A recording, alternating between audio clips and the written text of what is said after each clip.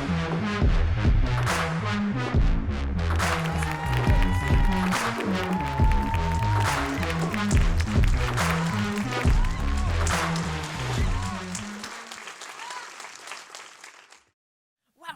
Bonsoir à tous, je m'appelle Laurine et ce soir je voudrais vous parler d'expatriation.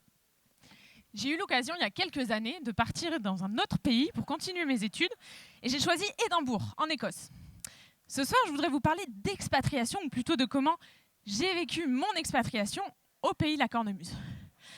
Tout s'est pas exactement passé comme prévu mais plutôt selon les règles de l'expatriathlon. Alors, je t'entends déjà, c'est quoi l'expatriathlon?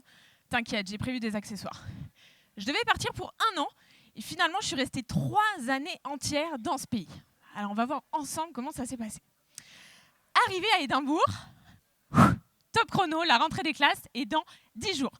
Pendant ce temps-là, il faut que je trouve un appart, une banque et que je m'installe. La première épreuve de l'expatriathlon peut commencer, c'est l'heure de la natation.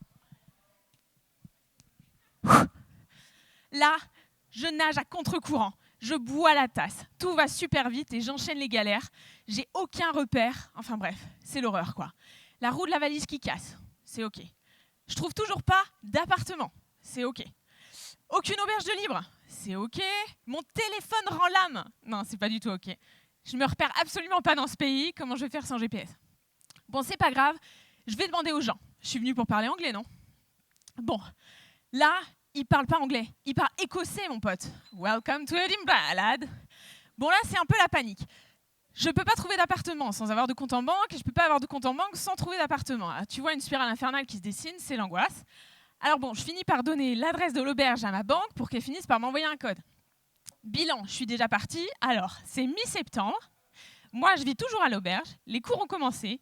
J'ai une valise de 40 kilos sans roulette, une carte bleue avec 2 codes, pas d'appartement, plus de téléphone. Je connais strictement personne, mais bordel, qu'est-ce que je suis venue faire ici? Bon, au moment où je me demande si je ne devrais pas rentrer chez moi, si je vais réussir à m'installer ici toute seule, je m'assois sur un banc, je lève un peu la tête et je vois ça. Cette sculpture, c'est écrit « Persévère » en latin. Alors bon, c'est la devise d'un des quartiers d'Édimbourg, mais là, je te jure qu'il était pour moi.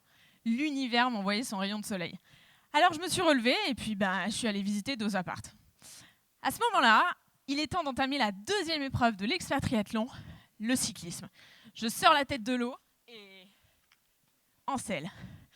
Là, je vais à toute vitesse, j'avance à un rythme effréné, plus rien ne m'arrête. J'habite officiellement dans un nouveau pays. Je veux tout faire, je veux tout voir, tout va super vite.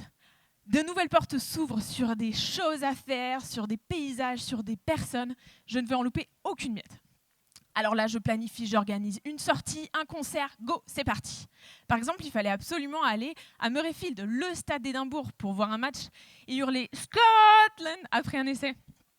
Il y a eu ce jour aussi, en balade avec mes copines, on a loué une voiture au dernier moment pour aller faire une visite d'un village super chouette. Ouais, bon. Et il y a eu ce jour, mon frère était venu en Écosse. On s'est carrément forcé à aller en rando alors que le temps était exécrable. Mais bon, il fallait absolument faire quelque chose puisque lui était en Écosse. Mais bon, à force d'aller si vite, j'ai fini par subir ce rythme effréné. Il était temps de poser le vélo sur le côté et d'entamer la 3e épreuve de cet expatriathlon, la course à pied. Je continue d'avancer, mais à un rythme bien plus tranquille. La 3e épreuve de l'expatriathlon peut commencer. Je ne sais plus du tout ce que je dois vous raconter. Alors en fait, cet endroit super joli à Édimbourg, en plein milieu, voilà, c'est un volcan, c'est hyper joli. Bon bref. Ok, super, je vais faire ça mon amour. Alors, à ce moment-là, il est temps de vivre à l'écossaise. Il est temps de manger des glaces et de porter des tongs quand il fait 20 degrés. Il est temps de faire des barbecues aux Meadows. Il est temps de fêter Halloween et il est temps d'écouter Bon Jovi. Bon bref, je suis chez moi quoi. À ce moment-là, je vis la vie de tous les jours et je savoure. Bref, chillax quoi. C'est la contraction de chill et de relax.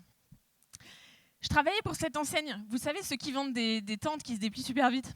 Ouais, eux. En fait, ça m'a permis de rencontrer plein d'expats qui étaient là, comme moi, au milieu de nulle part. Ça m'a aussi permis d'apprendre l'écossais sur le tas. Bon, j'ai pas encore réussi à placer raquette de tennis ou protège-tibia en réunion, mais je suis sur le coup, franchement. En parlant de rencontres, il y a celles qui ont tout changé. À gauche, c'est Nichelle et à droite, c'est Yashi. L'une est sri-lankaise et l'autre est philippine. Je les ai rencontrées à l'école là-bas. Malgré le fait qu'on soit super éloignés culturellement et géographiquement, on s'est retrouvés super proches par des valeurs communes comme le bien manger, le bien vivre, le partage, la famille. Et on va se retrouver ensemble à Édimbourg en novembre. J'ai trouvé l'amour aussi à Édimbourg.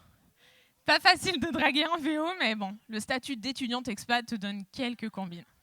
D'abord un Indien, puis un Nigérian et finalement un Français. Ah là là, les colocs, c'est plus ce que c'était. Cœur sur toi, Nono. Oui, bon, il est dans la salle, arrêtez de faire vos outrés, là. Bon bref, je suis chez moi, j'ai un mec, des potes, des études cool, un job fun, enfin, je suis bien quoi. Alors quand mes proches me demandent « Mais Laurine, quand est-ce que tu rentres ?» Rentrer ? Mais pourquoi faire ? Je suis chez moi ici. Je fais partie du décor. Et même s'il y a eu des galères et des imprévus, et même si je suis rentrée là, devant vous ce soir, ces 3 ans, ce long voyage, ça m'a permis de changer ma vision du temps.